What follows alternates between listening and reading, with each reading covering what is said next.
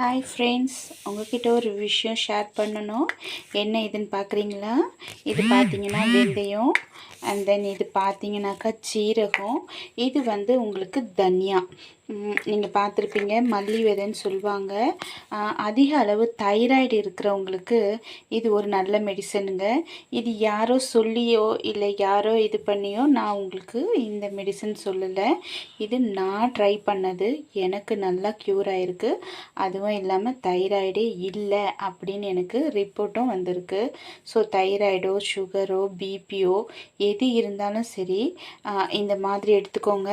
இதை வந்து ஒரு டம்ளரில் இந்த தனியா போட்டுடுங்க, ஜீரகமும் போட்டுடுங்க, அண்ட் வெந்தயமும் போட்டுடுங்க. போட்டுட்டு இந்த மாதிரி இந்த டம்ளர் ஃபுல்லாக நீங்கள் தண்ணி போட்டுக்கோங்க.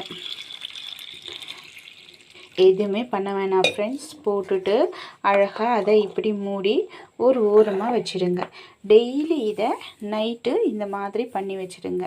முழுக்க நீங்கள் ஊற வச்சுட்டு காலையில் பார்த்தா இந்த மாதிரி இருக்கும் உங்களுக்கு அந்த தண்ணி.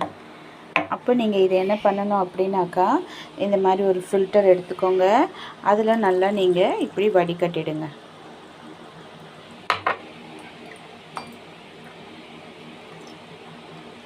வடிகட்டிட்டீங்க அப்படின்னா உங்களுக்கு இந்த மாதிரி தண்ணி வரும்.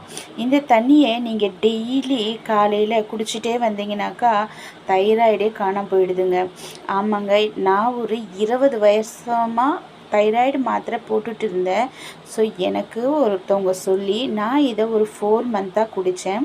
ஸோ இப்போ நான் தைராய்டு டெஸ்ட்டு எடுத்து பார்த்தேன். அல்ஹம்துலில்லாஹ் தைராய்டே இல்லைங்க. எனக்கே ஒரே ஷாக்கிங். அதனால தான் நான் இதை உங்களுக்கும் நான் ஷேர் பண்ணியிருக்கேன்.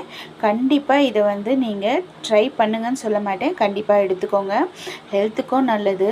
அதே மாதிரி இது பிபியும் கண்ட்ரோலில் வைக்குது. ஸோ நான் உங்களுக்கு என்னோடய ரிப்போர்ட்டையும் காட்டுறேன்.